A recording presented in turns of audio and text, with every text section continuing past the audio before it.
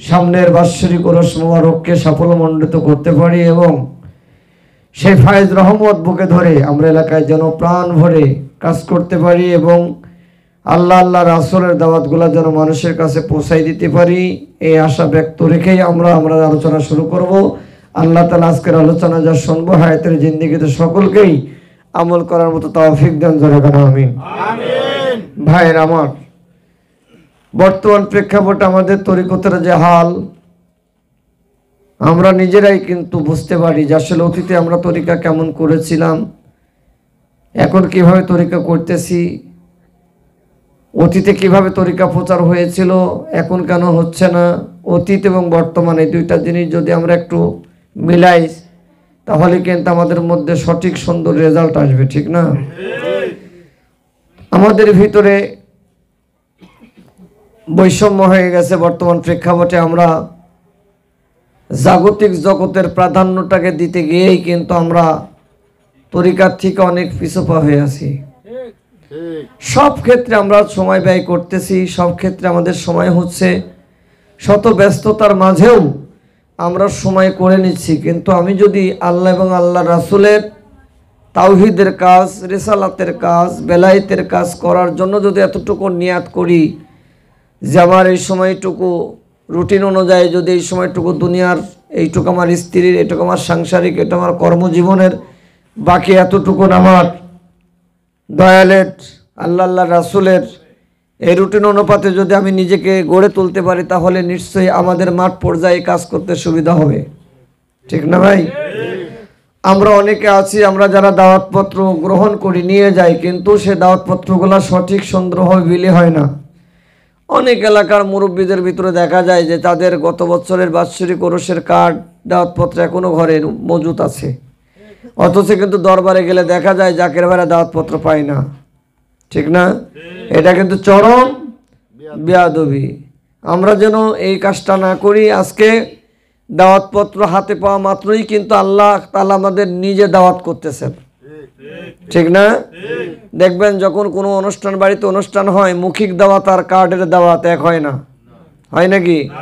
মৌখিক দাওয়াত কিন্তু মনে থাকে না ততটা, কিন্তু কার্ড দিয়ে যদি কোনো মানুষকে কেউ আমন্ত্রণ জানায়, নিমন্ত্রণ করার জন্য আহ্বান করে, তখন দেখবেন ওইটার প্রাধান্যটা বেড়ে যায় যে আমার বাড়িতে কার্ড এসছে, আমাকে নিশ্চয়ই এটাই যেতেই হবে, ঠিক না?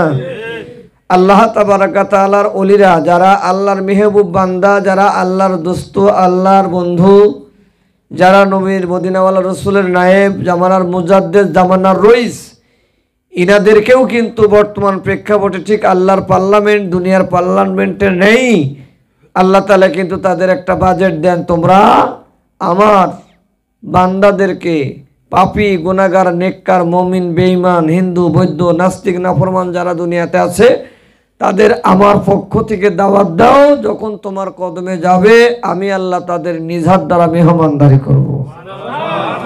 তাহলে আল্লাহ কিন্তু ওরস মুবারকে বান্দার, আল্লাহর ওলি কিন্তু ওরস মুবারকে ডাক দেন আল্লাহর হুকুমে, এবং আল্লাহ যাতে বান্দার মেহমানদারি করতে পারে এই সুযোগটা করে দেওয়ার জন্যই একটি বছর পরে দরবারে বার্ষিক ওরস হয়।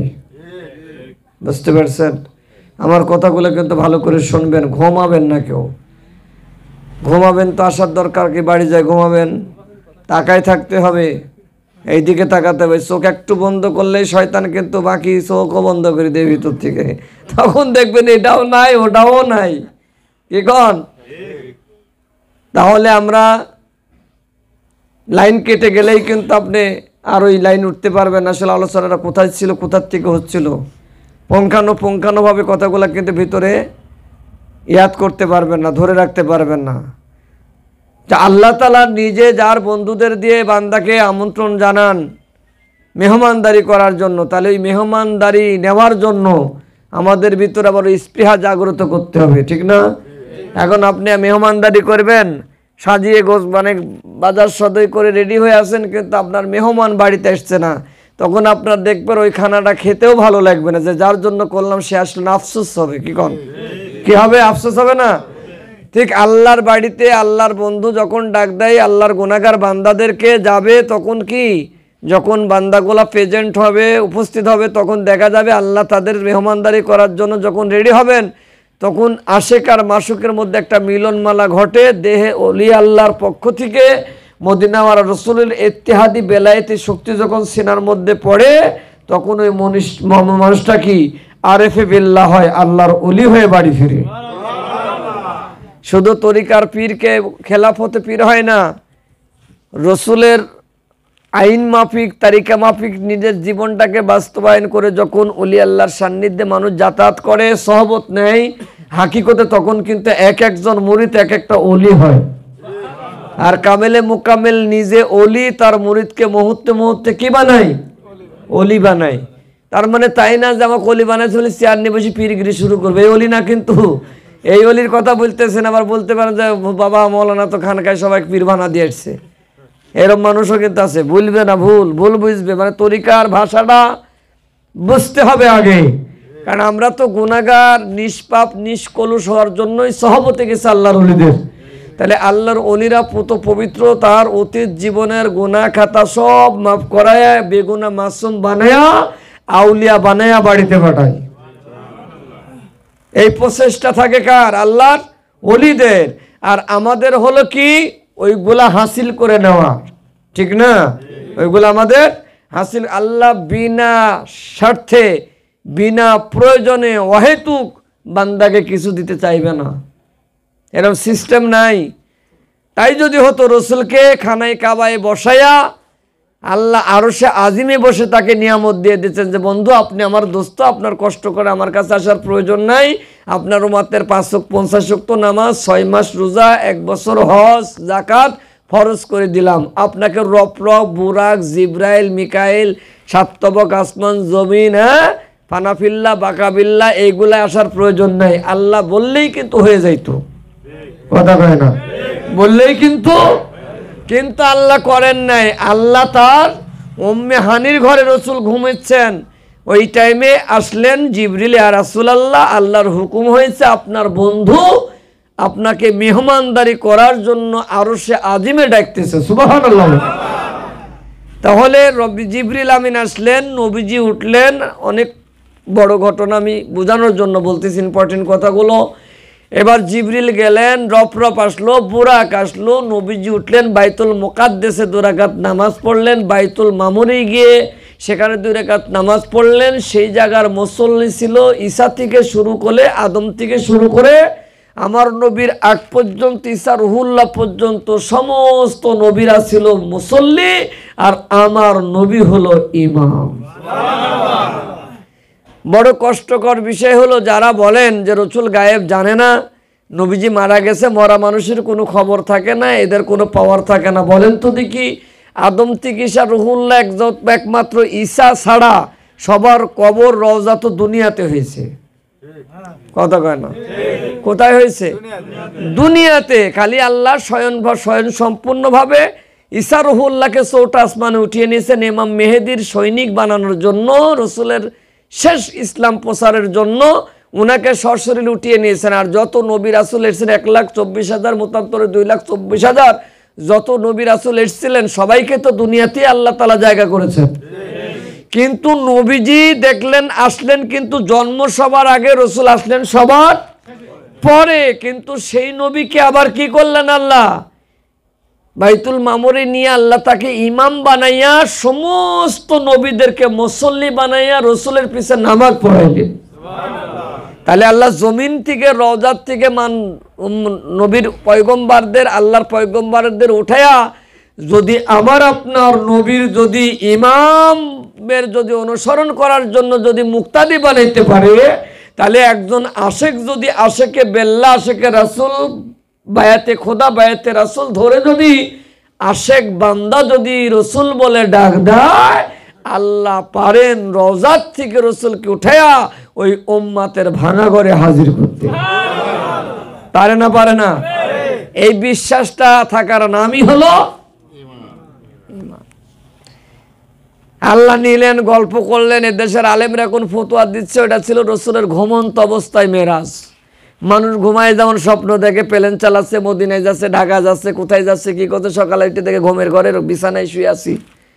এনারা কিন্তু এটার সঙ্গে এক্সাম্পল দিচ্ছেন, অথচ আল্লাহ বলতেছেন কাবা কাউসাইনি আও আদনা, কুরআনে আল্লাহ বলতেছেন আমার হাবিবকে যখন রব পাঠালাম, বুরাক পাঠালেন, জিবরাইল আমিন পাঠাইলাম, আমি যখন আমার বন্ধুকে আমার সামনে বসাইয়া গল্প করলাম 27 বছর ধরে, আমার সামনে আর আমার বন্ধুর সামনে কোনো পর্দা ছিল না, একাকার হয়ে গেছি। কোরআন বলতেছে কিন্তু মৌলবীরা একটু ঘুরাইয়া নবীর মর্যাদা বাড়বে, নবীজির প্রাধান্য বেড়ে যাবে, নবী যাতে সম্মানওয়ালা না হয়, মর্যাদাপূর্ণ না হয়, আশেকদের প্রেমের মালা যেন না হয়, এই জন্যই কিন্তু তারা দাবাই রাখতেছে, হাদিসগুলো বলতেছে না। আর এইগুলাই কিন্তু বলতেছে একমাত্র কারা? আল্লাহর ওলিরা, আল্লাহর ওলির পাগলেরা, আল্লাহর ওলির রুহানি সন্তান মুরিদেরা বলতেছে, ঠিক না ভাই? এখন আসেন, আল্লাহ সব কিছু দিয়ে তাকে কিন্তু মত বিনিময় করলেন। আল্লাহ গল্প গুজব 7 বছর 27 বছর যাই করলেন, করার পরে নবীজি আল্লাহ বললে, বন্ধু আমি যে আপনাকে এত কষ্ট করে আনলাম, আপনি আমার বাড়িতে কি নিয়ে আসছেন? প্রশ্নটা ছিল কার? জোরে কোন? তার হাবিবকে বলতেছেন, বন্ধু এত কষ্ট ক্লেশ করে আমি পরিশ্রম করে নিয়ে আসলাম, তা আপনি তো আমার বাড়ির মেহমান, কি এনেছেন? আল্লাহ রসুল বলছেন, আত্তাহিয়াতু লিল্লাহি ওয়াস সালাওয়াতু ওয়াত তাইয়্যিবা, যেটা কোরআনেও নাই হাদিসেও, কিন্তু যেটা না হলে নামাজ পরিপূর্ণ হয় না, তাশাহুদ না হলে নামাজই হয় না। মৌলবীরা সব দলিল খোঁজে, এটা কোন দলিল আছে বুঝে আসে না তো, কন না কে? যেটা দলিলে নাই অথচ ওইটা না হলে কি হয় না? নামাজ হয় না। অথচ ওইটা চিরন্তন খাস দলিল, যেটার কোনো ভেজাল নাই, নির্ভেজাল। এইটাকে না মানলেই কিন্তু তার ঈমান থাকবে না, নামাজ হবে না। কিন্তু যারা দলিল নিয়ে দাবড়া দাবড়ি করতেছে, এদেরকে যদি বলা হয় যে আত্তাহিয়াত পড়ো, কই পড়ি। কোথায় পড়ো? নামাজে। কেন পড়েন? কই পড়া লাগবে। কে বলছে পড়তে? আল্লাহ। তো দলিল দাও। আর দেখাইতে পারবে না, আর দেখাইতে তাহলে দলিল সবই যদি দলিলে হয়, তো এটাও তো দলিল থাকা লাগবে, কথা কয় না কেন? তাহলে তখন ওরা বলবে না, বিনা দলিলেও অনেক কিছু, লা দলিলেও আল্লাহ হয়। কি কন? এবার গেলেন, আল্লাহ রসুল বললেন যে আমি এইটুকু আনছি। আল্লাহ খুশি করে আল্লাহ রসুল যা আশা করে নাই তার চাইতে বেশি দিয়েছেন নামাজ আর রোজা, ঠিক না ভাই? এবার আসছেন নবীর মন খারাপ। আল্লাহ প্রশ্ন করলেন, বন্ধু এত কিছু দেওয়ার পরে আপনার মনটা খারাপ কেন?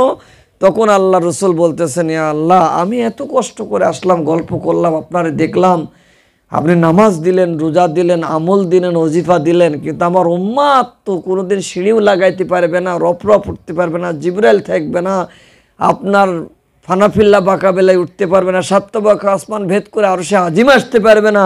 আমার উম্মতের কিভাবে আপনাকে দেখবে? এই জন্য আমার মনটা খারাপ। আল্লাহ দলিল দিলেন, বন্ধু চলে যাও, তোমার যে আশেক উম্মাত হবে, আমার যে বান্দা হবে, তোমার তরিকা মাফিক যে জীবনটাকে গড়বে, পরিপূর্ণভাবে ইসলামে যারা দাখিল হবে, কমপ্লিটলি যারা কালেমার কাছে বায়াতে রসুল ধরবে, তারা যখন মুরাকাবা মুশাইয়াদা করে যায় নামাজে চোখের পানিতে নিশির রাত্রে জেগে বুক ভাসাবে, আমাকে এই আরশে আজিমে তালাশ করা লাগবে না, আমি আল্লাহ নিজে জমিনে নেবে 70,000 পর্দার থেকে বের হয়ে আমার বান্দা তোমার উম্মতের সামনে হাজির হয়ে যাবে। তাহলে এখানে ছিল আল্লাহর বাজেট নবীর জন্য, নবী আনলেন আমাদের জন্য, কথা কেন? ঠিক চেন অফ কমান্ড সিলসিলা অনুপাতে আমাদের ওহির যুগ বন্ধ হয়ে গেছে, এখন আসছে এলহাম এবং রিসালাতের যুগ। ঠিক একই ধারাবাহিকতা বজায় রাখতে গিয়ে আল্লাহর ওলিরাও কিন্তু ওই একই কালেমার কাজ করতেছে, নবীজির পাপি তাপি উম্মতদের তরানোর জন্য, কথা কেন? তাদের ব্যক্তিগত বাহাদুরি নাই, স্বাদ নাই, আহ্লাদ নাই, ইচ্ছা নাই।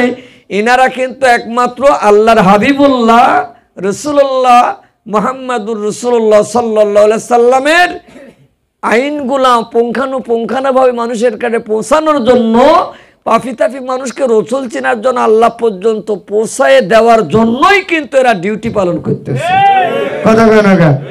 আজকে দরবারে যাই দেখেন, এখানে বাথরুম, ওখানে গোসলখানা, ওখানে ওয়াজের মঞ্চ, এখানে ভান্ডারখানা, এখানে ছাগলের ভিটা, ওখানে সব কিছু হচ্ছে। পীরের এত কিছুর দরকার নাই তো, পীর তো পীরই, ওনার একটা রুম থাকবে, আল্লাহর পক্ষ থেকে যেটুকু আসবে খাবে, আল্লাহ বিল্লাহ করবে, তো আল্লাহর ওলি হয়ে গেছে, বেটা বেটি নিয়ে চলবে।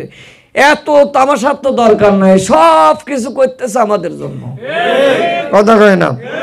পীরের জন্য না, এগুলা কাদের জন্য? মুরিদদের যাতে ঠান্ডা না লাগে, মুরিদ যাতে বৃষ্টিতে কষ্ট না করে, মুরিদ যাতে টয়লেটে অসুবিধা না হয়, বাথরুম করতে যেন অসুবিধা না, খানা খাইতে যাতে অসুবিধা না হয়। হ্যাঁ, সব কিছু টেনশন চিন্তা ফিকের পীর করতেছে, আর আমরা মুরিদ নাক ডাকি ঘুমাইতেছে আর পেট বড় করতেছি। কথা কয় না কেন?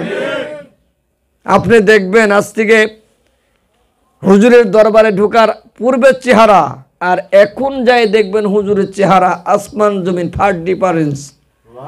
চেহারাটা কালো হয়ে গেছে। কেন জানেন? টেনশনে। যেই যে কাজগুলো আগলাই নি সেগুলো জাকেরদেরই কাজ, আমি নিয়ন্ত্রণ করতেছি, সব জাকেররাই করবে। কিভাবে হবে এই টেনশনে পীরের কিন্তু ঘুম হারাম। কি হারাম? আমরা কিন্তু মুরিদরা একটু চিন্তা করতেছে না রাত্রে যে এই যে 24টা দিনটা 24টা ঘন্টা 5 মিনিট নিরলায় বসি ভাবতেছি না যে আল্লাহ আমার পীরের দরবার অনুষ্ঠান আমি কি করব, আমার মাঠের কি হবে, আমার খেদমতের কি হবে, আমার নিসবতের কি হবে, আমার তরিকার কি হবে, জাকেতদের কি হাল হবে, রিজিক রুজি কোথার থেকে আসবে, এই টেনশন কিন্তু আমরা করি না। যদি করতাম তাহলে আমরা আল্লাহর রহমত থেকে বঞ্চিত হওয়ার কথা না। ঠিক না ভাই? হ্যাঁ, প্রত্যেকটা জাকের যদি একজন করে যদি মানুষ, নতুন মানুষ দাওয়াত দেয়, একজন ম্যানের পাশে আর একজন থাকবে, ওর দায়িত্ব হলে একজনকে তোমাকে নিতেই হবে। তাহলে ওই এলাকায় যদি 200 থাকে 400 লোক বাড়বে। কথা কেন কেন? 200 জায়গায় 400 হবে, তাহলে 4টা গাড়ি এমনি লাগবে, তাহলে বাড়তে থাকবে। এখন দেখা যায় ওর সাথে একাই, ওর সাথে আর কেউ না, যেটি ছিল ওইটু আর নাই, মানে যেটি যাইতো ও কিন্তু আর নাই। তাহলে বোঝা যাবে ও কিন্তু ওই মাঠ পর্যায়ে বুঝাইতে ব্যর্থ। হয়তো ওনার কথা ওরা বুঝতেছে না, নাহলে ওই ওদের কথা ভাবতেছে না। যার কারণে দাওয়াতি কাজ যদি আমি কমপ্লিটলি, যদি এখন থেকে একটা সময় আছে, বেশ কিছু সময়, এই সময়টুকুন যদি আমরা দেধারসে যদি মাঠ পর্যায়ে কাজ করি, তাহলে আমার মনে হয় মাঠের থেকে 1-2 গাড়ি বের করা সম্ভব না। কারণ মানুষ কিন্তু যাবে, মানুষ দাওয়াত পাইলে যাবে। এই পৃথিবীর বুকে মানুষের কিন্তু যাওয়ার কোনো জায়গা নাই, আছে কি? দেখেন সব জায়গায় হাউ হুতাশ চলতেছে, নাই নাই খাই খাই, সব কেমন জানি দেউলিয়া হয়ে গেছে। শান্তির মঞ্জিল কিন্তু একটা জায়গায়, যেটা ওলি আল্লাহর কদম, যেখানে ঢুকলে নিজের জীবনের কোনো চিন্তা ভাবনা অন্তর উদয় হয় না। হয়, আপনি বাড়িতে গেছেন দেখবেন বেটা বেটির কথা মনেই পড়বে না, ব্যবসা যে কর্ম করছে ওটাও আপনার ভিতরে আসবে না, খালি খেয়াল থাকবে পীরের দিকে আর আল্লাহর দিকে, আর যে কর্মটা দরবারে করেন ওই দিকে খেয়াল, দুনিয়ার কোনো খেয়াল অন্তরে থাকে না। কথা কয় না কেন? তাহলে যেখানে গিয়ে অন্তরের ভিতরে অন্য কোনো খেয়াল আসে না, নিঃসন্দেহে আল্লাহর ওলির দরবার। কথা কয় না কেন? এবার আসেন, দরবারটা কি? আপনি বাবা, আপনার 2-3টা সন্তান আছে উপযুক্ত। এবার সন্তান কিন্তু জানে যে আমার বাপটাই ফ্যামিলিটা কিভাবে নিয়ন্ত্রণ করতেছে। বাপ চুরি করে আনতেছে না, ডাকাতি করে আনতেছে না, ভ্যান চালিয়ে আনতেছে না, চাকরি করে আনতেছে না, সিটারি করে আনতেছে, এটা সন্তান কিছু না কিছু জানে। বাপের হিস্টোরি কথা কয় না কেন? জানে না? জানে না? তাহলে সন্তান যেমন বাপের খবর জানে, আমার বাপ কিভাবে আনতেছে, কিভাবে করতেছে, ঠিক একইভাবে আল্লাহর পার্লামেন্টের খবর আল্লাহর ওলি যারা, আল্লাহর রুহানি মেহবুব দোস্ত যারা, তারাও কিন্তু আল্লাহর খবর একইভাবে জানে। কথা কয় না কেন? আল্লাহর খবর তারাও কিন্তু ঠিক এই সামাজিকভাবে যেমন আমার সন্তানাদি আমার খবর জানে, কিভাবে আমার শরীর পরিবেশ মেনটেনেন্স হচ্ছে, আমার কিভাবে আমার সন্তানকে পরিচালনা করতেছে, টাকা পয়সা উপার্জন করতেছে, যতটুকু অগ্রাধিকার জানে এবং খবর রাখে, ঠিক একইভাবে আল্লাহর ওলিরাও কিন্তু আল্লাহর সংসারের খবর রাখে। কথা কয় না? কারণ ওটা তো আল্লাহর একটা পার্লামেন্টের সংসার, ঠিক না? এবার ওখান থেকে আল্লাহ কিভাবে কি বন্টন করতেছেন, কাকে মাহরুম করতেছেন, কাকে রিজিক দিচ্ছেন, কাকে হায়াত দিচ্ছেন, কাকে বাঁচায় রাখতেছেন, কার জন্য ক্ষতির কারণ দর্শাইতেছেন, সব খবর যেমন আল্লাহ করেন। আল্লাহর পার্লামেন্টের বন্ধুরা আল্লাহর সঙ্গে একাকার থাকার কারণে ওই খবরটাও তারা দেখেন, আর ওখান থেকে ছিনিয়ে এনে তার রুহানি সন্তানদের কাছে বিলি করে দেন। ঠিক না? তাহলে এই চেন অফ কমান্ড যদি আমার সিলসিলা ঠিক থাকে তাহলে তো আমার জন্য এই জাগতিক জগতে অসুবিধা হওয়ার কথা না, ঠিক না ভাই? আর আল্লাহরও একটু দরকার আছে বান্দাকে না খয় মারা, কারণ বান্দা পাইলেই কিন্তু হারায় যাচ্ছে, পাইলেই কি হচ্ছে? হ্যাঁ, আইয়ুব আলাইহিস সালাতু সাল্লামকে বলা হলো, আইয়ুব তোমার এত অর্থ সম্পদ, তুমি তো বিশাল ব্যাপার স্যাপার, তখন বলতেছেন আমি যতবার আল্লাহর কাছে হাত তুলি ততবার আমি গজব চাই। কি চাই? জিবরাইল কই এগুলো তোমার মনের কথা না, অন্তর থেকে চাইলে আল্লাহ তাই দেয় না। ঝগড়া হয়ে গেছে আইয়ুব নবীর সাথে। আইয়ুব নবী কয় আমি আরে বড় কি ভাবছো, তুমি আজকে চাও তো দেখি যে আল্লাহ আমার যেখানে যাস তুমি ধ্বংস করে দাও, আমার কিচ্ছু লাগবে না, বলো দেখি। আইয়ুব নবী হাত তুলি বলা শুরু করেছে। এই থাকা অবস্থাতেই রাখাল পাল দুম ওট যারা চালায় এরা দৌড়ায় এসে বলছে যে পয়গম্বর আপনার যত দুম্বা ছিল, উট ছিল, মেকের গর্জনে সবগুলো মারা গেছে। তখন আইয়ুব নবী কয় আলহামদুলিল্লাহ, যেটা করেছেন আল্লাহ ভালোই করেছেন। জিবরাইল কিন্তু শুনতেছে, ওই যে বলতেছে এটা তোমার মনের কথা না। একজন দৌড়ায় এসে বলছে পয়গম্বর আপনার ক্ষেত ছিল কৃষিকাজ, সবগুলা অটোভাবে সব ধুলিস্যাৎ হয়ে ওই জায়গায় মরুভূমি হয়ে ওই জায়গায় ধুধুকার ডেকে গেছে, ওখানে আর আপনার ফসল বলতে কিছু নাই। আইয়ুব নবী বলে আলহামদুলিল্লাহ, আল্লাহর মাল আল্লাহ নিয়ে গেছে, আমি আল্লাহর প্রতি বেশি খুশি। খানকায় এসে যদি কারোর মোটরসাইকেল চুরি হয় ইসলাম থাকবে? হ্যাঁ, ও কি বলবে? আমি বলবো নাকি যে আল্লাহর মাল আল্লাহ নিয়ে গেছে, আল্লাহ ভালোই কেছে, হাইটি বাড়ি যাবো? করবেন? কথা কয় না কে? করবেন? অথচ আইয়ুব নবীকে আল্লাহ প্র্যাকটিক্যাল শিক্ষা দিচ্ছেন। যারা দুনিয়ায় ব্যস্ততার কথা বলে, অর্থ সম্পদ পাওয়ার পরে যারা আল্লাহ ভুলে যায়, বাড়ি গাড়ি ছিল না, ভাঙা ঘরে থাকতে এখন বিল্ডিংয়ে শুচ্ছে, হ্যাঁ, অর্থকৃত্য ছিল না, এখন 2 কাঠা জমি হয়েছে, টাকা পয়সা ছিল না, আল্লাহ একটু টাকা পয়সা বানাইছে, বেটা বেটি না খাই থাকতে এখন চাকরি বাকরি করতেছে, নিজের সম্মান ছিল না, আল্লাহ একটু সম্মান বাড়াই দিয়েছে, সব ভুলে গিয়ে এখন ওইদিকে দৌড়াইতেছে। আল্লাহ কয় দেখ নাফরমানকে দিয়ে আমার লাভটা হইলো কি? দিছিলাম না তো আমার দায়িত্ব এখন পাই, তার আমার ডাকেই না, তা আমার দিয়ে লাভটা হইলো কি? কথা কয় না কে? আল্লাহর বুঝে আফসোস হয় না? কথা ঘুমাই গেলেন নাকি? হয় না?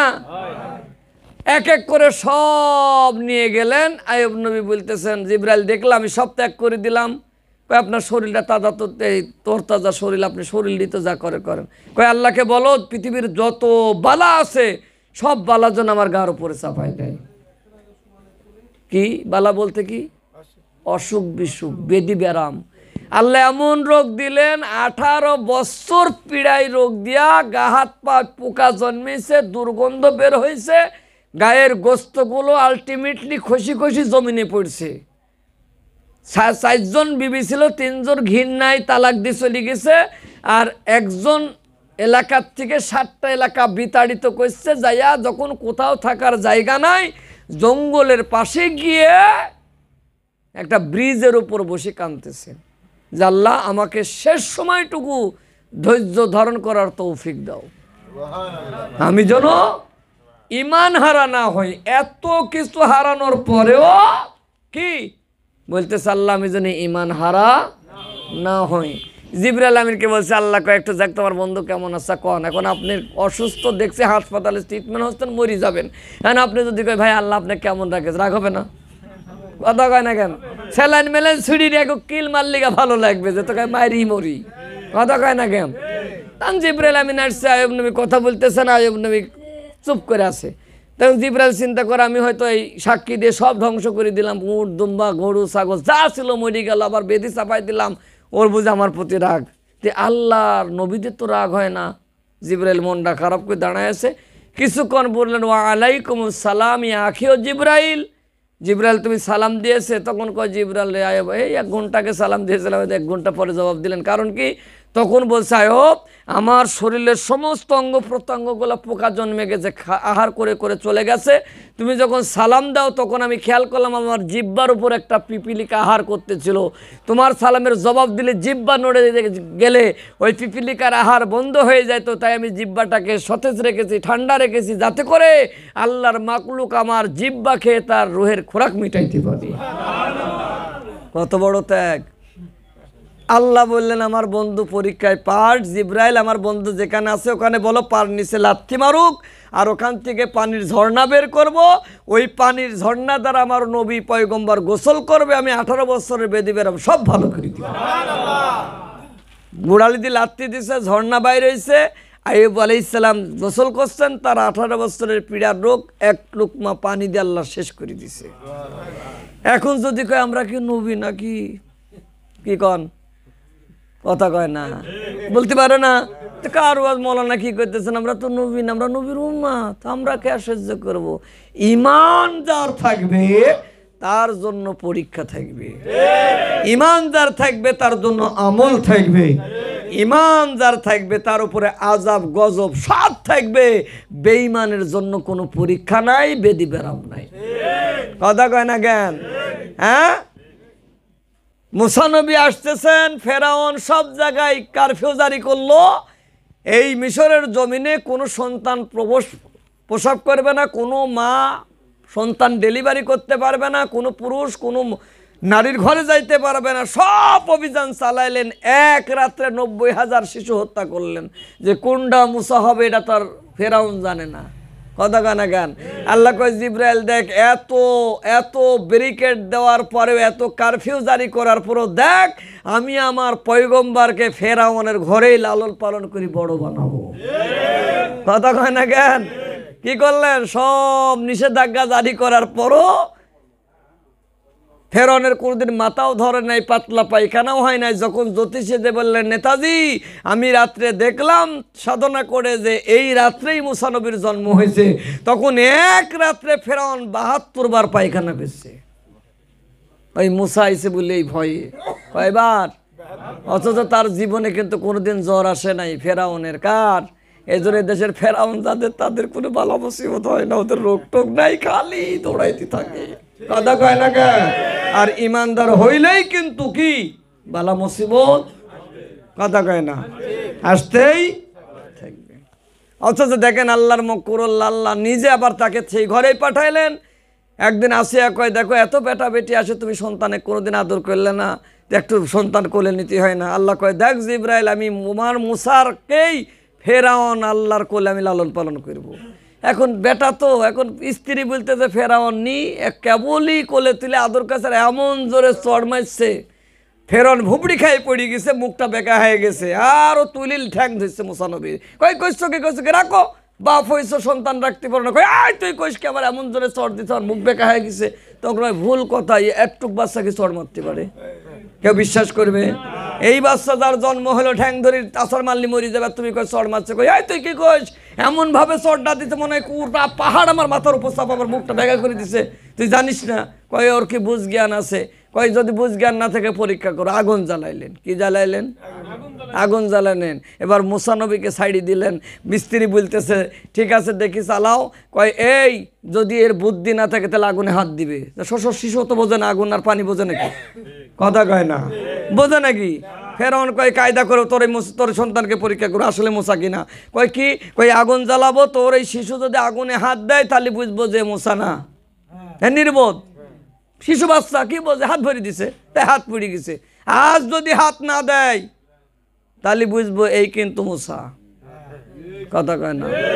এবার আগুনের প্রদীপ জ্বালাইছে, মুসা নবীকে ছাড়ি দিছে। আল্লাহ কয় জিব্রাইল বেকায়দায় পড়ে গেলাম, বেকায়দায় পড়ে গেলাম, এখন কি করব? কয় আমি যদি মুসারে যদি আগুনে হাত না ঢোকাই তাহলে চালাক মনে করে ফেরাউন সিদ্দিক এই মুসা হত্যা করবে, মারি ফেলবে। আবার আমি যদি আমার বন্ধুর হাতটা যদি ঢোকাই দেই তাহলে বলবে কই হাত পুড়লো না, তাহলে এই তো এই নবী। কথা কয় না জ্ঞান? জিব্রাইলকে আল্লাহ তুমি এত পারো, তার একটা হাত তৈরি করে দিতে পারবে না?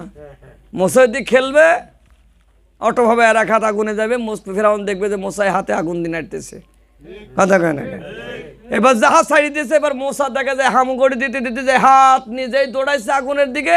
তখন মা আসিয়া মুসা নবীর হাতটা ধরে কোলে তুলে নিছে। সুবহানাল্লাহ। তার কয় দেখছো, দেখো তোমার শিশু দৌড়াই যায় আগুনের দিকে যাচ্ছে, যদি মুসাই হবে তো আগুনের কাছে যাবে। কয় তাই তো, আমি তো দেখলামই, আসলে এ মুসা, এ মুসা সেই মুসা না। আল্লাহ বলতেছে দেখো আমি দুশ্মনের হাত হইতে মুসাকে আমি হেফাজত করে আমি নবী বানাইলাম, ফেরাউনকে নীল নদীতে ডুবাই মারলাম। ঠিক তদ্রূপই ইসলামের কাজ করতে গেলে আমাদের ভিতরে বাধা বিপত্তি আসবে, শয়তানের বেদি ব্যারাম কিচ্ছু থাকবে না। মুমিনের জন্য বাধা বিপত্তি আল্লাহর পক্ষ থেকে আসবেই। যারা হজম করে চলতে পারবে তারাই হবে প্রকৃত মুসলমান। এখন আসেন আমরা যারা আজকের এই আলোচনার বৈঠকে বসে খানকা ঘরে আসছি যে আমরা দাওয়াতপত্র নিব। দাওয়াতপত্র নিয়ে কাজ কি? বালসি নিচে ঘুম পাড়বো, অনুষ্ঠানের দিন সব দাওয়াতপত্র ঘরে রেখে একাই দরবারে যাবো, এরম কথা গানা গান এরম নাকি? আমি যদি দাওয়াতপত্র 2টা 20টা নেই তাহলে এই 20 জনকে বিলি করতে হবে, যাতে 20 জনকে আমি দাওয়াত দিতে পারি। 20 জায়গায় যেন আমার দাওয়াতপত্রটা ছিটাইয়ে যায়, কথা কয় না কেন? আপনি যদি আপনার স্ত্রী, আপনার সন্তান, আপনার প্রতিবেশী, আপনার আত্মীয়, আপনার শ্বশুর, আপনার শালা, আপনার যারা মামু খালু যারা আছে সবার কাছে যদি দাওয়াতপত্র পৌঁছাই দেন, এইভাবে যদি এক এক এলাকায় যদি 200-300 দাওয়াতপত্র যায়, তাহলে এলাকার মধ্যে যদি পোস্টারগুলো ছায়ে যায়, আমার মনে হয় ঘরে ঘরে দাওয়াত পৌঁছায় যাওয়ার কথা, কথা কেন গান? তাহলে 20 জায়গায় যদি যাই, 20 জনের মধ্যে 2 জন মনে রাখলেও লাগবে যে এই দাওয়াতপত্রের কাজ হলো 25 তারিখ অনুষ্ঠান, দেখি যেতে পারি কিনা। তাহলে ওই দাওয়াতপত্রের উপর মেসেজ করে ওই মানুষটা কিন্তু নিয়ত করে বসে থাকবে। না হলে আপনাকে বলবে, ভাইজান আপনার এই অনুষ্ঠানের দিন আমাকে বলেন, আমি একটু যাব। কিন্তু আপনি দাওয়াতও দিলেন না, দাওয়াতপত্র বিলিও করলেন না, ওটার মর্যাদাও রাখলেন না, ওটার ইজ্জতও করতে জানলেন না, আপনার লোক হবে কি ঘোড়ার ডিম, কথা কয় না গান, ঠিক না? দাওয়াতপত্রর মর্যাদা সম্পর্কে যদি কোনো মানুষ জানতো তাহলে ও সারা জীবন দাওয়াতপত্র বুকে ধরি টানতো, কোনোদিন পাশে রাখতো না, কথা কয় না কেন? দেখেন আপনি দাওয়াতপত্রটা ঘরে আছে, আপনার ছেলে প্রচণ্ড অসুস্থ, প্রচণ্ড জ্বর উঠছে, মেডিসিন নাই, ক্লিনিক খোলা নাই, গভীর রজনী, যাওয়ার কোনো সুযোগ নাই। এই দাওয়াতপত্রের উপরে হাত রেখা যদি বেটার মাথায় চাপাই দেন, বই পানিটা যদি গুলে একটু যদি খাওয়াই দেন, দেখেন ওই দাওয়াতপত্র রসিলে আল্লাহ সঙ্গে সঙ্গে মাফ করে দেয়, কথা কয় না কেন? একজন মা সন্তান জন্ম দিবেন, পেন উঠছে কিন্তু সন্তান আসতেছে না, আল্লাহ আমার মুজাদ্দেদ হুজুর বলেছেন এই দাওয়াতপত্র পানি ভিজায় নামাজের কায়দায় বসায় মাকে ঘুমায় শোয়ায়, মাকে যাই নামাজে কেবলার মুখী করে খোয়াই দাও, 1 গ্লাস পানি পান করাই দাও, দেখবা মুজাদ্দেদ বাবার ওসিলায় সন্তান বাড়িতে হবে, তোমাকে সিজার করা লাগবে না, কথা কয় না কেন? তাহলে যে দাওয়াতপত্রের এত গুণ, সে দাওয়াতপত্র সম্মান করা লাগবে কি লাগবে না? ইজ্জত করা লাগবে কি লাগবে না? এজন্য আমরা দাওয়াতপত্র নেওয়ার সঙ্গে সঙ্গে এলাকায় কিন্তু তরিকা প্রচারের একটা ফায়েজ উঠবে। কারণ যখন এলাকায় দাওয়াতপত্র ঢুকবে তখন কিন্তু দাওয়াতি কার্ড যখন ঢুকবে তখন সব এলাকাবাসী যে এলাকায় যাবে ওই এলাকাগুলো অলির মেহমান আর মেহমানদারি করবে আল্লাহ নিজে, কথা কয় না কেন? কিন্তু এই মেহমানগুলোকে আবার রাখালের মতো গোছ করে নিজে পৌঁছায় দেওয়ার দায়িত্ব এলাকার মুরব্বীদের, কথা বলছেন না কেন? এলাকার মুরব্বীদের। আমরা তরিকার বুঝ আমাদের নিজেদেরও নাই, আমরাও বুঝি কম। দেখেন আমরা যদি একজন মানুষ যার অর্থ আছে কিন্তু সময় নাই, ও যদি একজনকে দিন হাজরি দিও যদি টাকার বিনিময়ে যদি ইসলামের কাজ করে, ওটাও তো খেদমত, কথা কয় না কেন? খেদমত না? এখন নিজে মারতে পারতেছে না, উনি দাওয়াতপত্র কাউকে দিচ্ছেও না, কারোকে মারার সুযোগও দিচ্ছে না, উনি নিজেই মারবেন, নিজেই দিবেন, এই আজ মারবো কাল মারবো করতে করতে দেখা যায় অনুষ্ঠানের দিন আগের দিন সব জায়গায় মারতেছে আর বলতেছে কাল আমার দরবারে তোমরা যাইও। মানুষ কি কারোর গোলাম নাকি, কথা কয় না কেন? মানুষ কি কারোর গোলাম নাকি? আপনার দাওয়াত দিতে হবে এবং ওই এলাকাগুলো অর্গানাইজ করে দেখতে হবে আমি যেখানে দাওয়াতপত্র দিলাম আমার মোহাব্বতের ভাইগুলা ঠিকঠাক মতো দাওয়াতপত্র পৌঁছাইলো কিনা, কথা বলছেন না কেন?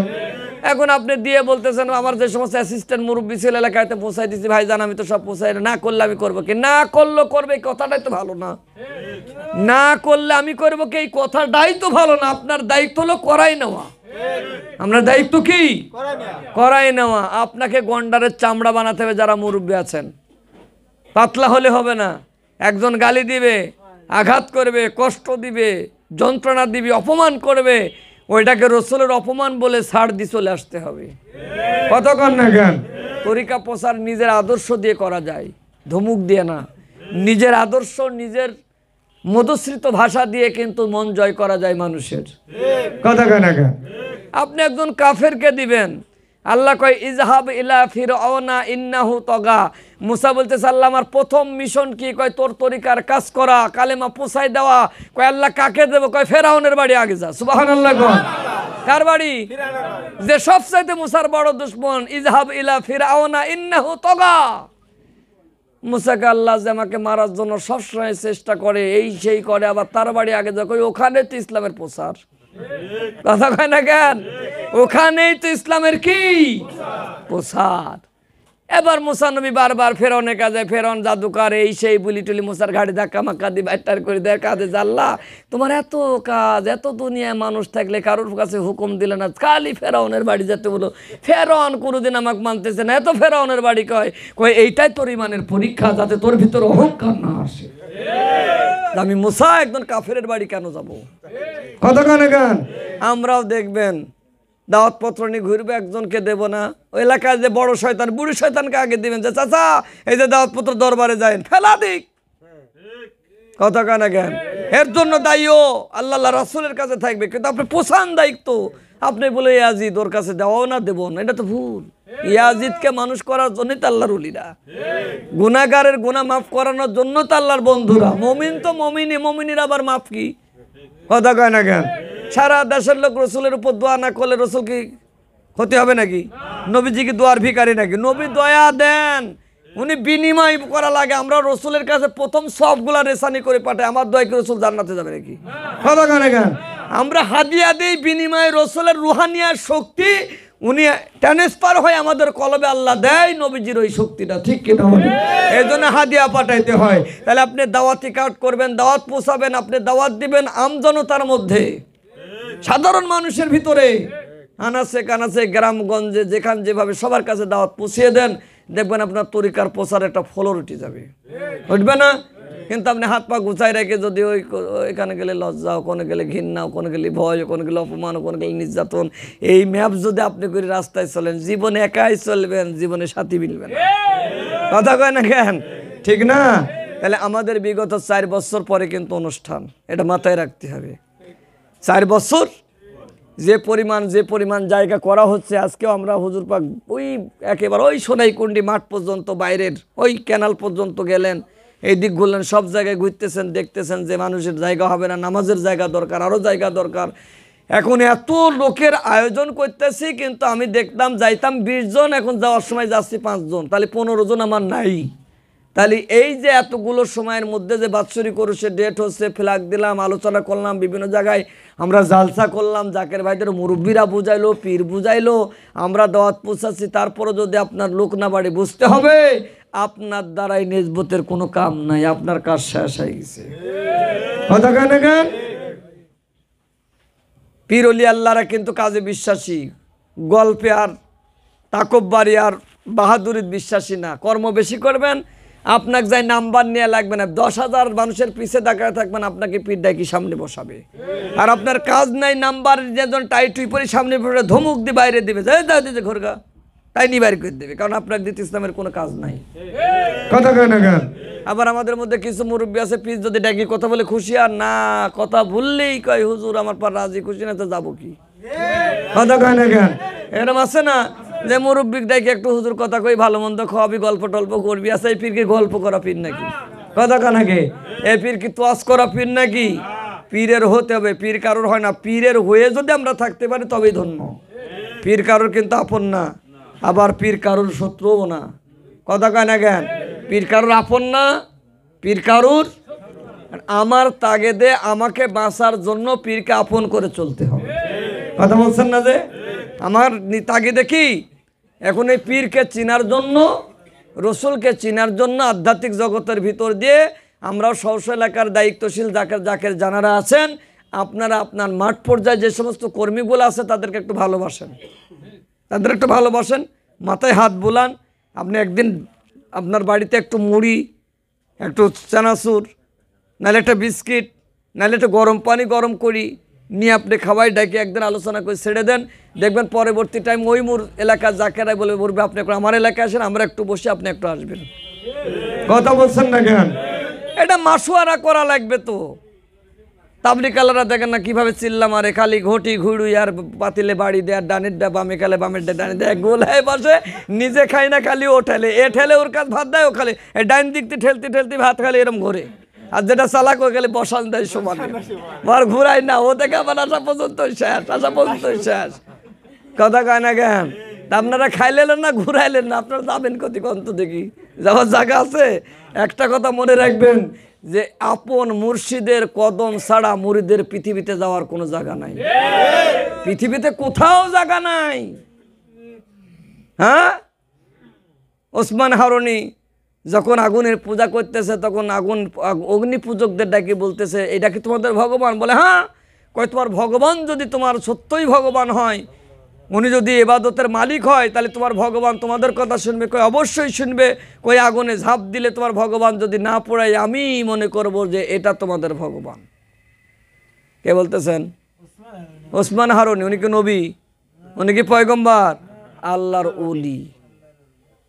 উনি বলতেছেন তাই পাগল নাকি? আগুন আবার পোড়ায় নাকি? যা পাবে তাই পোড়ায় ছাই করবে। যে আগুন তার বান্দাকে হেফাজত করে না, ওই আগুন কোনোদিন তোমাদের প্রভু হতে পারে না। কিন্তু আমি এই আগুনের মালিকের গোলামি করি, আমার মালিক যদি আগুনকে আদেশ করে আমাকে পোড়াবে না। সুবহানাল্লাহ কবেন না? কত সুন্দর কথা। তোমরা যে আগুনের পায়রবি করছো, প্রভু স্বীকার করছো, সে সুযোগ পাইলেই তোমাদের সবল দেবে, পোড়াই মারবে। কিন্তু আমি আগুনের মালিকের গোলামি করি, আগুনের না। ওই মালিক যদি আগুনকে বলে দেয় আমাকে পোড়াবে না। কয় কিভাবে? কয় আমি আগুন জ্বালাও, আমি ঝাঁপ দিব। এখন চিন্তা করছে যে ওসমান হারুনি, আমি যদি জুব্বা পরি দোষ দিই, তাহলে বলে হুজুর আপনার গায়ে বড় জুব্বা ছিল তাই আগুন পোড়ায়নি। এটা তো দোষের ব্যাপার। টুপি আছে হুজুর তাই আপনার আগুন পোড়াইতেছে না।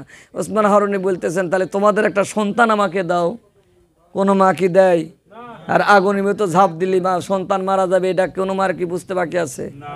কেউ দেয় না। যখন তখন ওসমান হারুনি জোর করে একজনের হাত থেকে সবল দিয়ে এক বেটা কোলে করি আগুনে ঝাঁপ দিছে। যাহা ঝাঁপ দিছে আগুন ফুলের বাগিচা হয়ে গেছে। এখন দেখছে বেটাও পড়ে না, আগুনও জ্বালায় না, আগুন চতুর্দিকে ঘুরতেছে। ওসমান হারুনি আগুনের মাঝখানে বসে আল্লাহর নামের জিকির করতেছে। কার জিকির?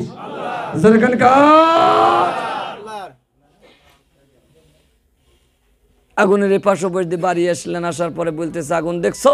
এখন চিন্তা করছে কিরে আগুন ওনাকে নাই পোড়াইলো না, তা আমার বেটাকেও তো পোড়াইলো না, কারণটা কি? তখন প্রশ্ন করলেন যে হুজুর আপনি নাই আল্লাহর গোলামি করেন, আমরা অগ্নি পূজক আগুনের পূজা করি, তাই আমাদের চেনে না।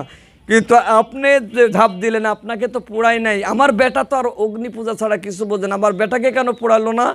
তখন ওসমান হারুনি বলতেছে তোমার বেটার শরীর আমার শরীরের সঙ্গে লাগার কারণে তোমার বেটার শরীরটাকে আল্লাহ আগুনের জন্য হারাম করে দিয়েছে। হ্যাঁ, তাহলে যে অলির সহবত একজন জাকেরের কলবে লাগছে, যে অলির শাহাদাত আঙ্গুলি একজন পাপি তাপি জাকেরের কালবে সিনার সঙ্গে স্পর্শ করছে, যে পাপি তাপি মানুষ আল্লাহর অলির কদমে যে কদমে চুমা দিচ্ছে, আমার মনে হয় ওই জাকের কোনোদিন জাহান্নামে জ্বলতে পারে না। ঠিক কিনা বলো? কারণ শরীরের সঙ্গে আল্লাহর অলির কি সহবত আছে, সংস্পর্শ আছে। হ্যাঁ, যার কারণে আমি আত্মবিশ্বাসী যে আমার এই শরীর কোনোদিন জাহান্নামে আল্লাহ জ্বলাবে। এখন এইটুকনি যদি ইসলামের কাজ না করি পড়ি থাকি তাহলে কি হবে নাকি? কথা গান চলমান স্রোতবাহী নদীর মতো আমাদের তরিকার কাজ চালাই যাইতে হবে। বাকিটা ফয়সালা দিবেন কে? আল্লাহ। কে? তাহলে আল্লাহ তাআলার এই অগ্নি আগুনটাকে একটা ল্যাম্প তৈরি করলেন। এখন ল্যাম্প তৈরি করে, ল্যাম্প বোঝেন তো, ওই যে আগে বাতি ছিল ল্যাম্পু বলে, এইটা তৈরি করে আপনি কি করতেছেন? ওই কারিগরকে তৈরি করলেন, কোথার থেকে টিন আনলেন, কিভাবে করলেন, রাং ঝালাই কেমন দিলেন, ফিতিটা কেমন ঢুকাইলেন, বাড়ি কোথায়, কয় টাকা খরচ হয়েছে, এই সাধনাই যদি করেন কিয়ামত পর্যন্ত যদি গেলে ভাবতেই থাকেন আগুন জ্বলবে?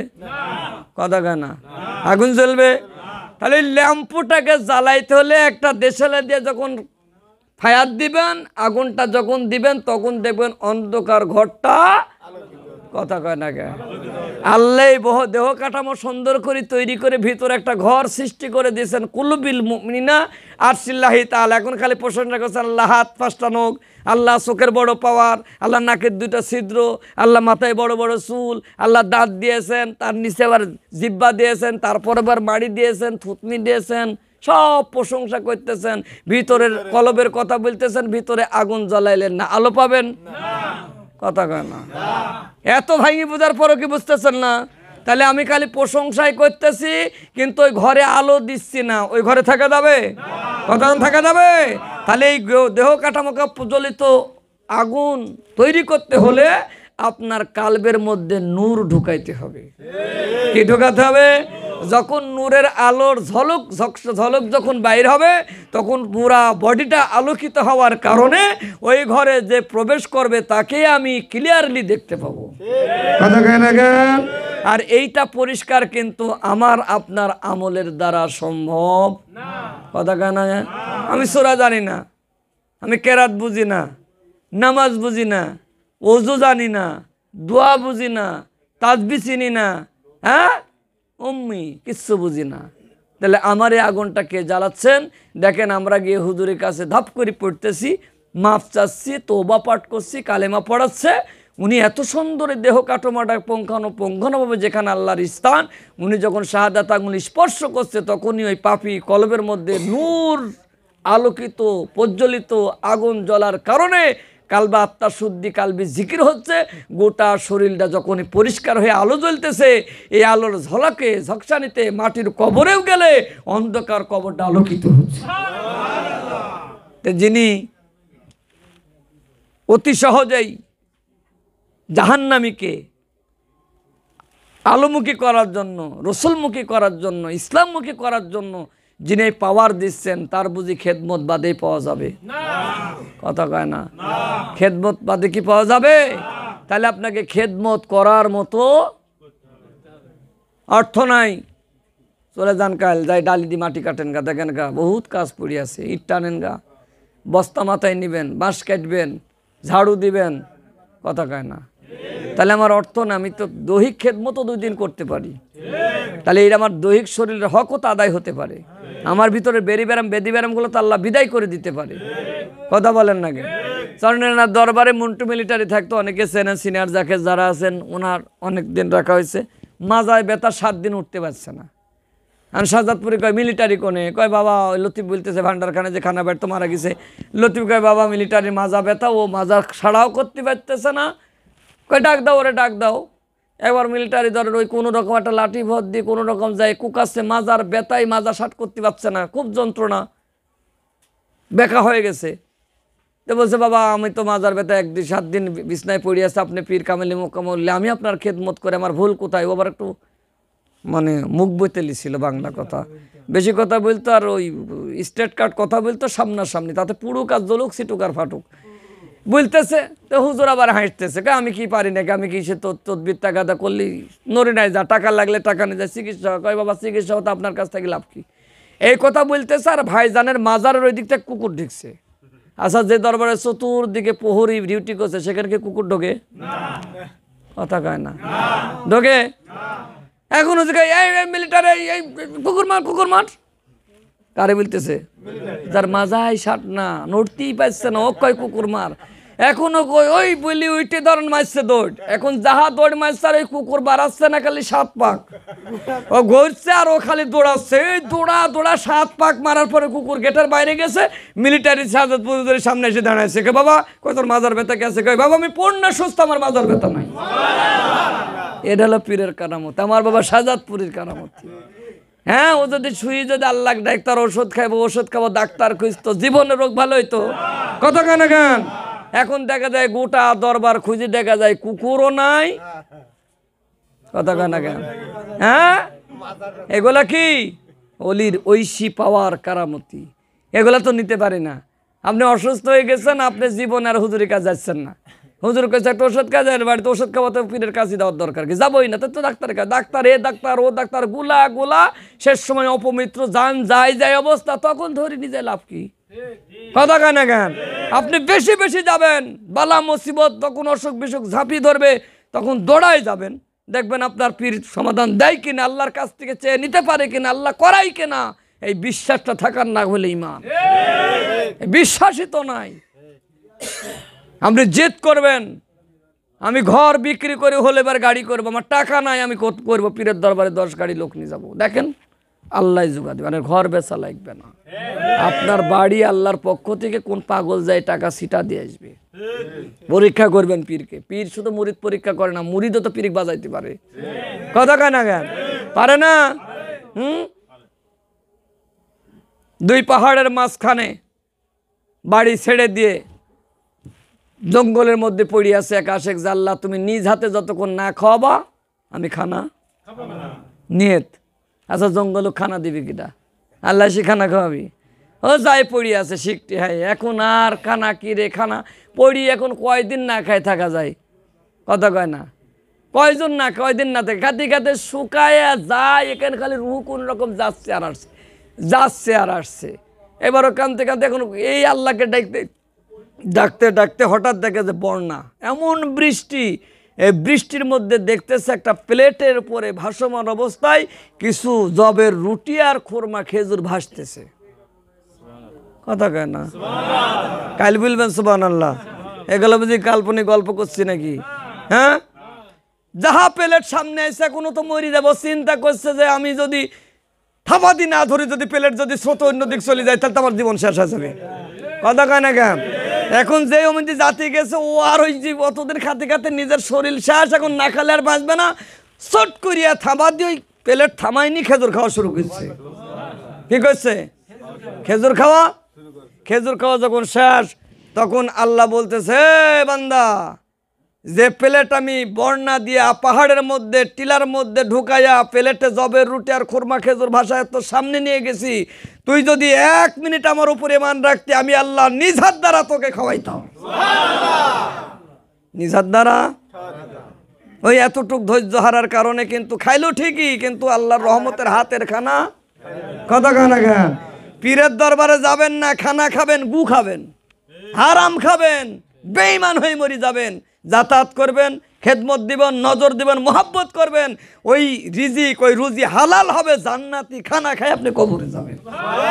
কিছু বলবেন কি? কি যেন বলল না, শেষ করতি নাকি?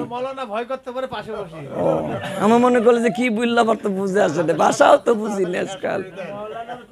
তাহলে আপনারা কি কথাটা বুঝতেছেন? খারাপ লাগতেছে ভাই? আমরা কিন্তু শিক্ষাঙ্গনে বসছি, খানকা ঘরে কিন্তু টিচিং হয়, শিক্ষা হয়। তরিকতের যে কথাগুলো আমরা মাইকে মুখ দিয়ে বংশ ময়দানে বলতে পারি না, কারণ তরিকতের কিছু ভাষা আছে বললে ফেতনা হবে। আনাল হক মনসুর হক, আল্লাহ বলছে আমি হক আমি আল্লাহ, এই কথাটা কিন্তু উনি হাকিকতে দাঁড়ায় বলতেছেন, কিন্তু শরীয়তে বিশাল ব্যাপার যে তুই আল্লাহ তাহলে তুই কাফের। কথা কেন গান? শুলে চড়াইলো, হত্যা করলো, আগুনে পুড়াইলো, কয়লা সব দাজলা নদীতে ভাসাই দিল। এখন থেকে এক মানসুরকে মারার পরে দুনিয়ার দাজলা নদীর ভিতরে যত কয়লা দিছি সব জায়গার কয়লা বলতেছে আনাল হক আনাল হক, আমি আল্লাহ আমি আল্লাহ, এক হক সারা জায়গার আল্লাহ। কথা কয় না জ্ঞান? কিন্তু অপরাধ ছিল যে শরীয়তে প্রকাশ করছে, তাই হলো সরার কাজীরা কি আইন বাতাইছে, ওকে হত্যা করো, শরীয়তের আইন বজায় রাখো। কন্ত দেখি একটা মানুষ পরপর 3 জুম্মা তরক করলে কাফের। বুখারী শরীফ 3 জুম্মা যদি কোনো মানুষ স্বেচ্ছায় যদি আদায় না করে পরপর আর মুসলমান। এখন বলেন তো দেখি আমাদের জীবনে এই যে যাচ্ছি আছি, আমরা কি আর মুসলমান আছি? কথা কয় না কেন? আছি। তাহলে এই কথাটা কাদের জন্য? ওই যে যারা নেকির পাগল, সব সব সব খালি আমল, খালি নেকি নেকি নেকি নেকি, এই নেকির জন্য ওই আমল, আর যারা আল্লাহ পাবে তার জন্য আর এক আমল। কথা কয় না কেন? বুঝেন আমার কথা? বুঝতে কষ্ট হয়? আমি কিন্তু সেভাবে বলতেছি যাতে আমাদের ভিতরে স্পিরিটটা কি বেড়ে যায়, তরিকা প্রচারের স্পৃহা যেন আমাদের ভিতরে জাগ্রত হয়। সুবহানাল্লাহ কোন? আর আমরা ঘুমন্ত বাবুর মতো ঘুমাবো না। দেখেন আমাদের অনেক সিনিয়র যাদের সঙ্গে আমরা তরিকার কাজ করেছি, আমরা ইসলামের কাজ করেছি, দাওয়াতি কাজ, তারা কিন্তু এক এক করে বিদায় নিচ্ছে। আমরাও কিন্তু বিদায়ের পথিক, আমরাও কিন্তু কি চলে যাব। আল্লাহ কিন্তু ডাকতেছে, হাতছানি যাই, তোদের জন্য আমি আল্লাহ বসে আছি। একজন আশিক ইমানদার কিন্তু 1 সেকেন্ড দুনিয়াতে বেশি বাঁচতে চাই না। মুনাফিক যে সে চাই আমি একটু বাজি আর একটু বাজি। কথা কয় না কেন? হ্যাঁ। আর আল্লাহর আশিক আল্লাহর দিদারের জন্য সব সময় ব্যস্ত, যে আল্লাহ কখন তুমি ডাক দিবা, কখন তোমার মোলাকাত করব। সুবহানাল্লাহ বলবেন না? তাহলে আমরা ওই আশিকি হালাত সাজা লাগবে না, হতে হবে তো, সাজলেই কিন্তু বিপদ, হতে হবে। হলে পরে আপনাকে মুখ দিয়ে বলা লাগবে না, আল্লাহই বলবে আশিক, কোনো দলিল লাগবে না। কিন্তু আমি সাজতে গিয়ে যদি হুসুট খাই, তাহলে আমার জীবনে হোকাল বড়কাল সব বরবাদ হয়ে গেল। আপনি প্রেম বিলান, মোহাব্বত বিলাবেন, তরিকার কাজ করবেন, আপনি আদর্শের উপর চলবেন, এলাকায় হাঁটবেন, দেখবেন আমার মুজাদ্দিদ হুজুর বলছে, একটা জাকির ভাই তরিকা প্রচার করতে একটা এলাকায় গেছে, দাওয়াত দেওয়ার কেউ নাই, ওই এলাকায় কারোর সাথে দেখাও হচ্ছে না, কারোর সাথে দাওয়াত দিবে এমন মানুষও খুঁজে পাচ্ছে না, ওই এলাকায় প্রসাব করে আসবে। কি করবে? প্রসাব করবে। এই প্রসাব করে আসার পরে দেখা যাবে ওই দুনিয়া একদিন আবাদে আবাদ, ওই এলাকায় জাকেরদের জন্ম হবে, কারণ আশিকের অঙ্গ প্রত্যঙ্গগুলা আল্লাহর জিকির করে। কি করে? কি করে? তাহলে আমার অঙ্গ প্রত্যঙ্গ যদি আল্লাহর নামে তাওহীদ জিকির করে, তাহলে আমার প্রসাবটাও কিন্তু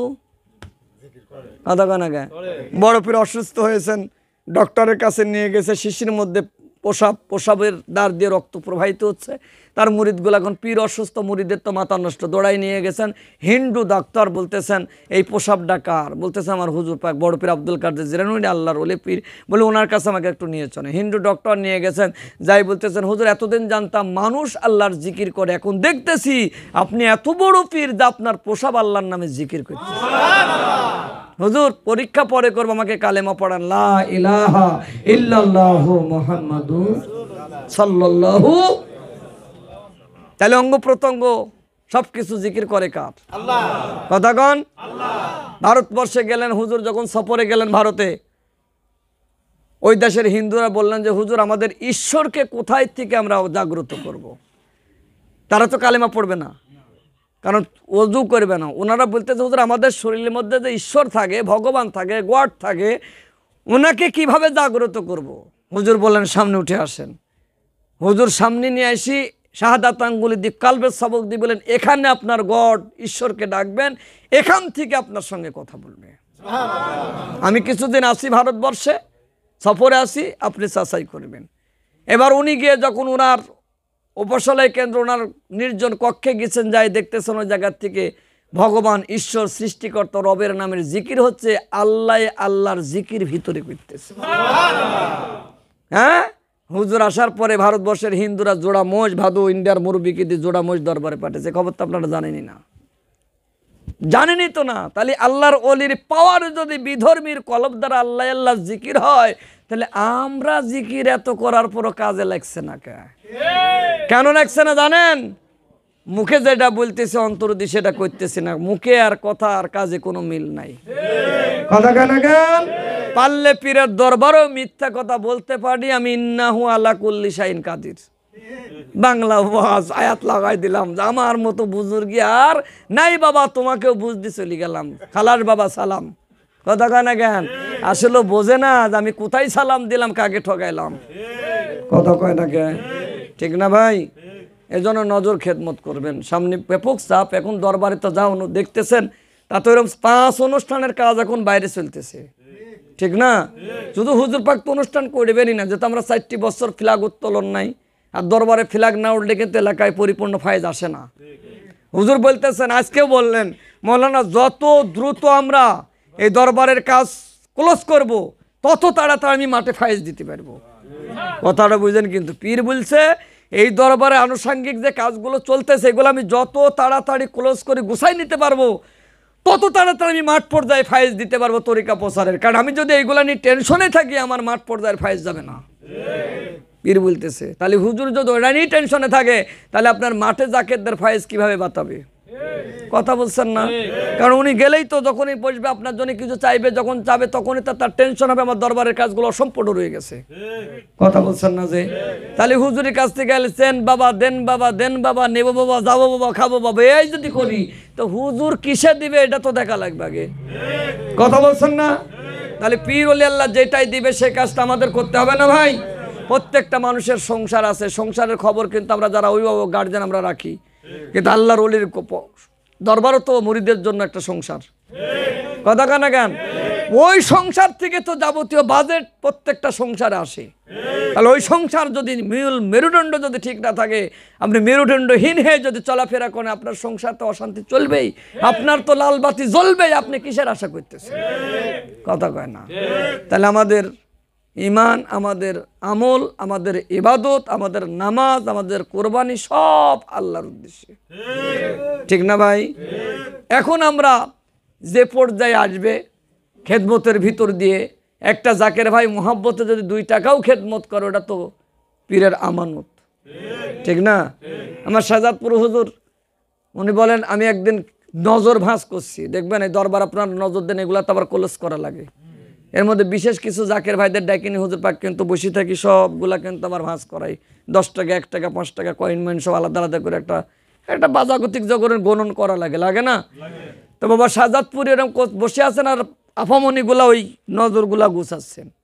এর আইসটামাই যে 2 টাকা দোয়েল পাখি যে টাকা ছিল না, মনে আছে আপনাদের? 20 বছর আগের কথা। তো ওই টাকা কেবলই বড় আফামনি রুমকি আফা কেবল উঠি বলতেছেন, বাবা 2 টাকা মানে পীরের আওলাদ কি বলবেন, ওইটা কিন্তু হুজুর বুঝে ফেলছে। চট করে আফামনির হাতে তিনি বলছে যে, শোনো, এই 2 টাকাটা আমার এক ভ্যান চালক জাকেরের খেদমত।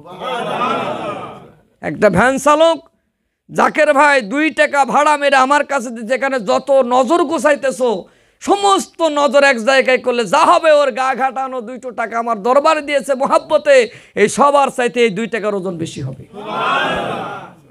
কিন্তু দেখেন 2 টাকার ওজন কেন? কারণ ওই জাকের ভাইটা 2 টাকারই মালিক, কিন্তু মোহাব্বতে দান করেছে পীরের দরবারে, খেদমত করছে, একদম মোহাব্বতের ঘাটতি নাই।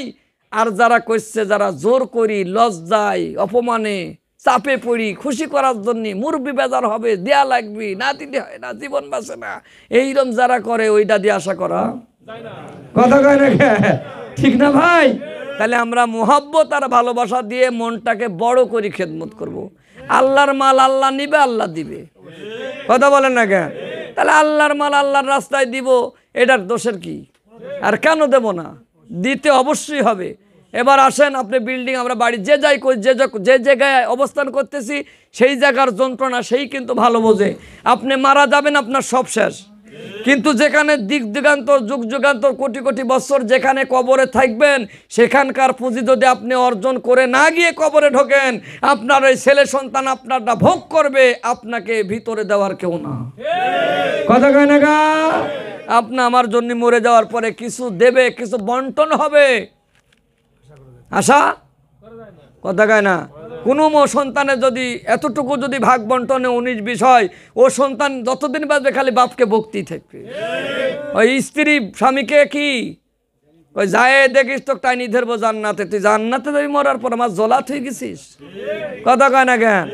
কিন্তু নেসবত এমন একটা জিনিস, দেখেন আমরা মরে গেলেও দেখবেন এলাকায় যখন যাই মাহফিলে দোয়ার আগেই মুরব্বীরা আগেই দেয়, ভাইজান আমার অমুক ভাইটা মারা গেছে, অমুক জাকের ভাই মারা গেছে, অমুকের বাপ মারা গেছে, আমরা হাত তুলে কিন্তু চোখের পানি ছেড়ে সবার জন্য দোয়া করি। দেখেন ওই জাকেরের কিন্তু নিজের সন্তানাদির কাছে দোয়ার ভিখারি হওয়া লাগে না, পীরের রুহানি সন্তান রাই চোখের পানি ছেড়ে তার জন্য কাঁদে, আর এই সবগুলা ফেরেশতারা নিজে জাকেরের কবরে ঢালি। এই যে নিয়ামত, এই নিয়ামত কোটি কোটি টাকা দিয়ে কিনতে পাওয়া যাবে, কথা কেন কেন? আমি এক তাবলিগকে বলছিলাম, তোর কতটা নেকি হলি তুই জান্নাতে যাবে, মা বল, আমার গুল তোকে দিয়ে দেবো। খালি আমল আমল আমল, নেকি নেকি, তোর কয় নেকি লাগবে, কয় নেকি হলি জান্নাত পাবি বল।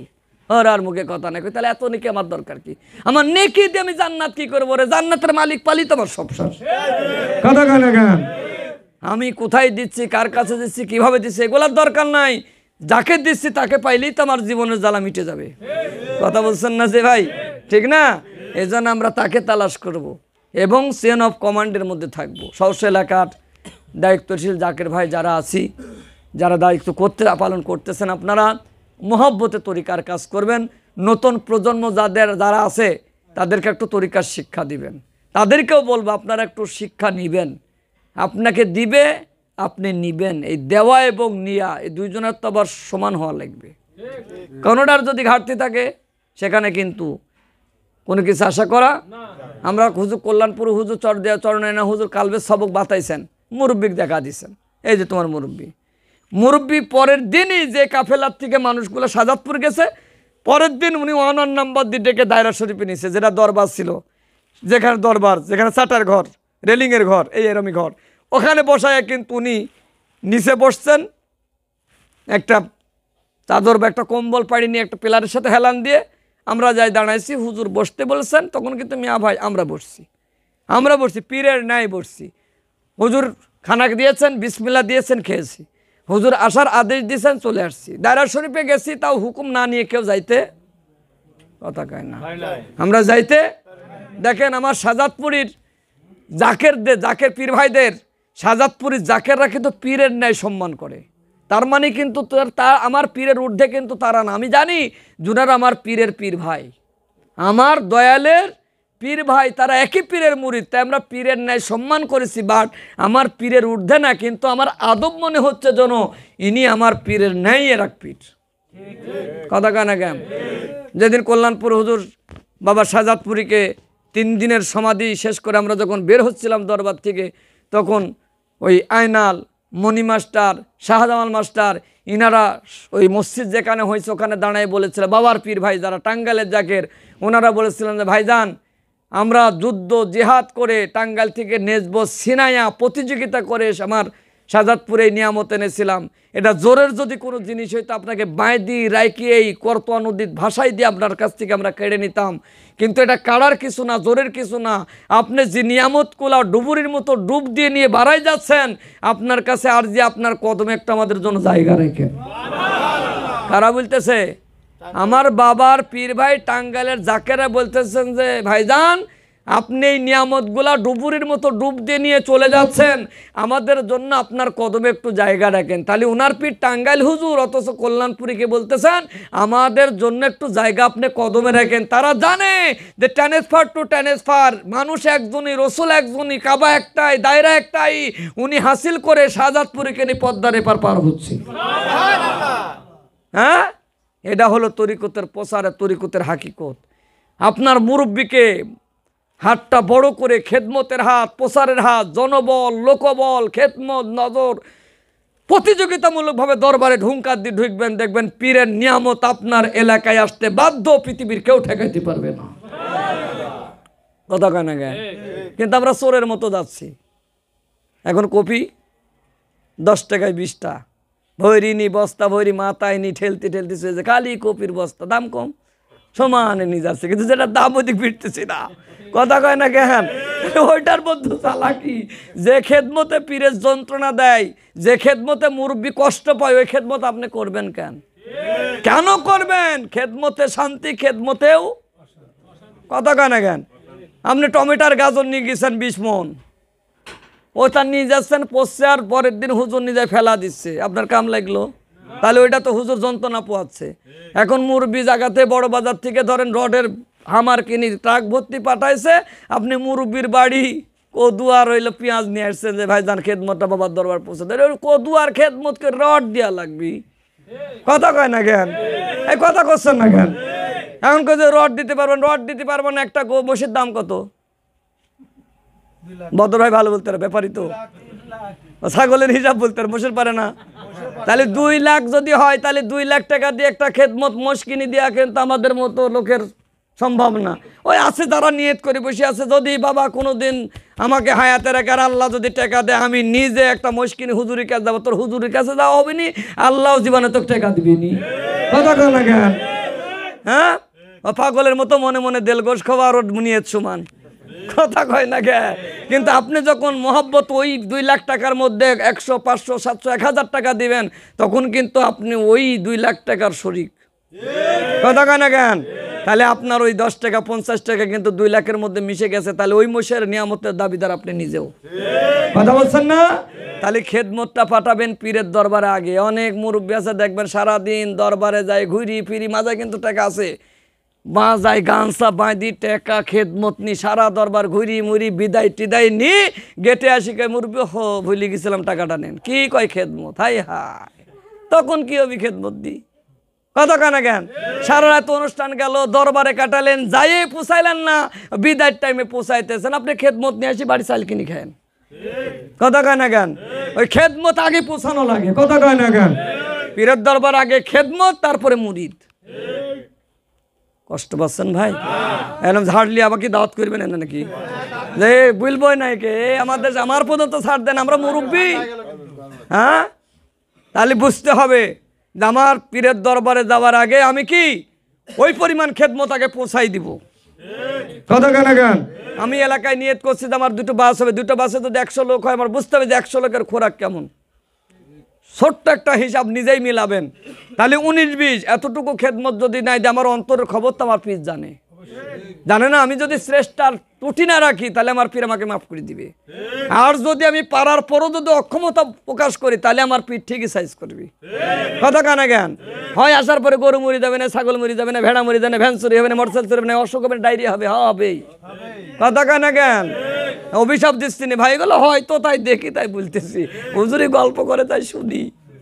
হ্যাঁ, তাহলে আমাকে কিন্তু সহিভাবে নিয়তের ভিতর দিয়ে, এখন দেখবেন এলাকায় গোস্ত খাওয়া সমিতি বাইর হয়েছে, ওর জীবনে 10 কেজি গোস্ত, 1 কেজি গোস্ত কিনে খেতে পারে না। দেখা যায় রমজানের চাঁদে দেখা যায় আমাদের হাঁটি গোস্ত ওঠে না, ও 10 কেজি গোস্ত ডালা হাতে করে বাড়ি নিয়ে, যারা বিক্রি করার খায়, আর পয়সা ফ্রিজ নাই রাখতে পারে না, জ্বালায় আর খারার বাথরুম করে।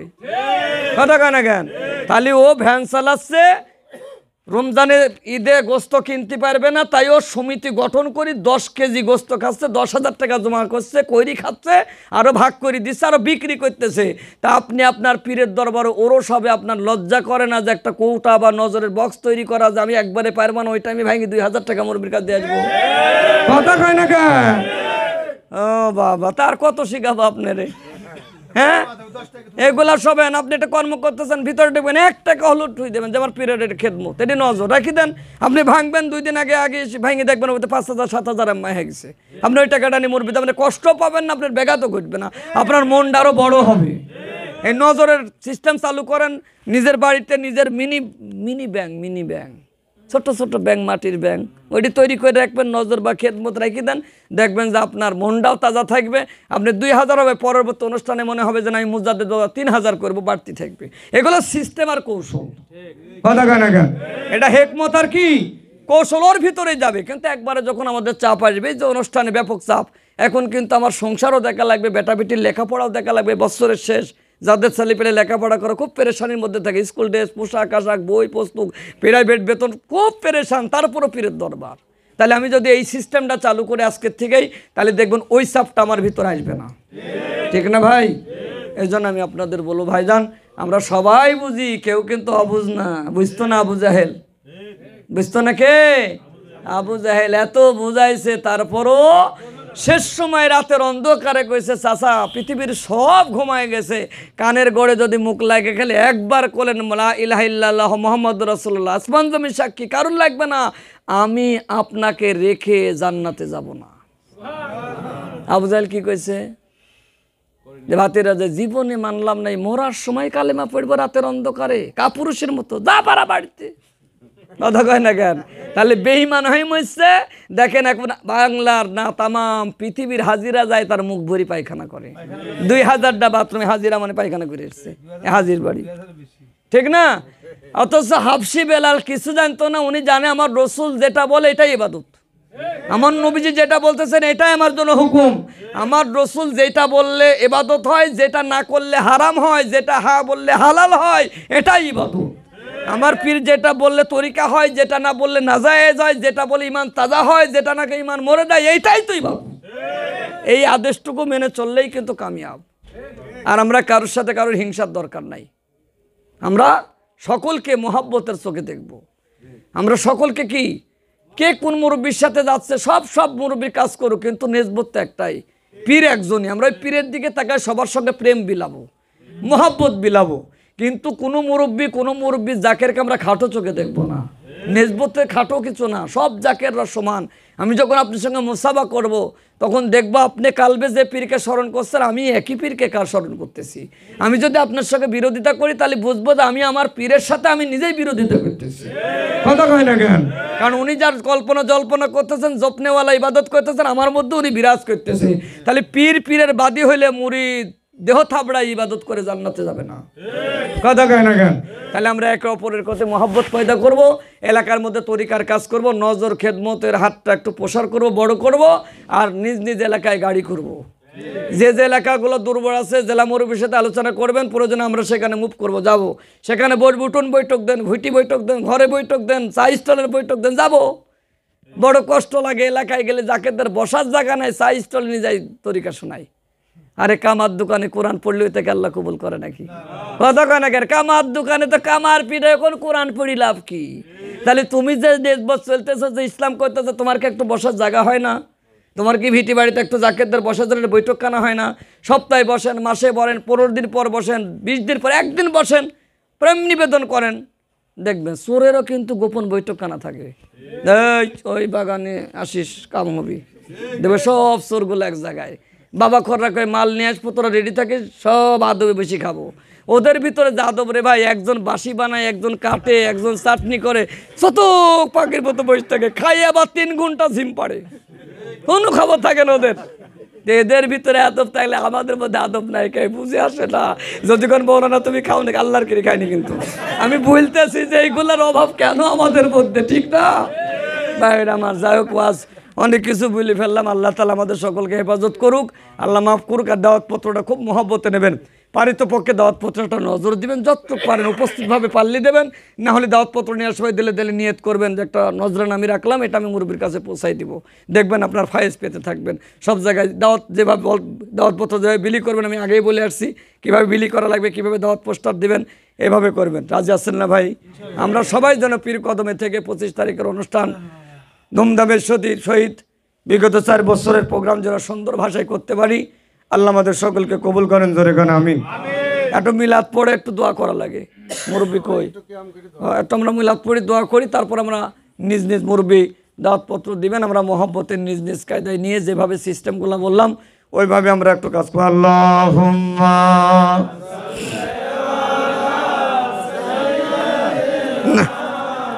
খুব গ্যাস বাড়ছে গো।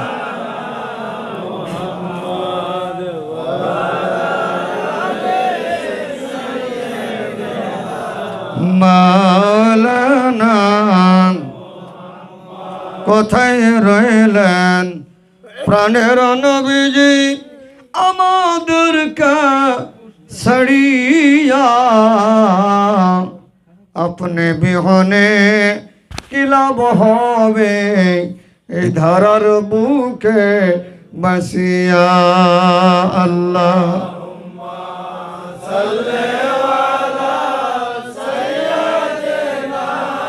মাওলানা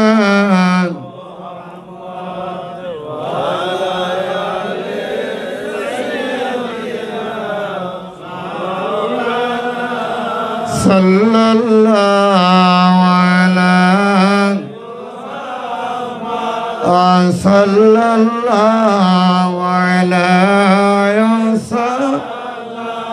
সাল্লাল্লাহু আলা মুহাম্মদ সাল্লাল্লাহু আহারে ও দারুণ কাফের কি করিলি হায়, নাচিনিয়া মারলি পাথর নূরের চেহারায়। সাল্লাল্লাহু সাল্লাল্লাহু সাল্লাল্লাহু মুহাম্মদ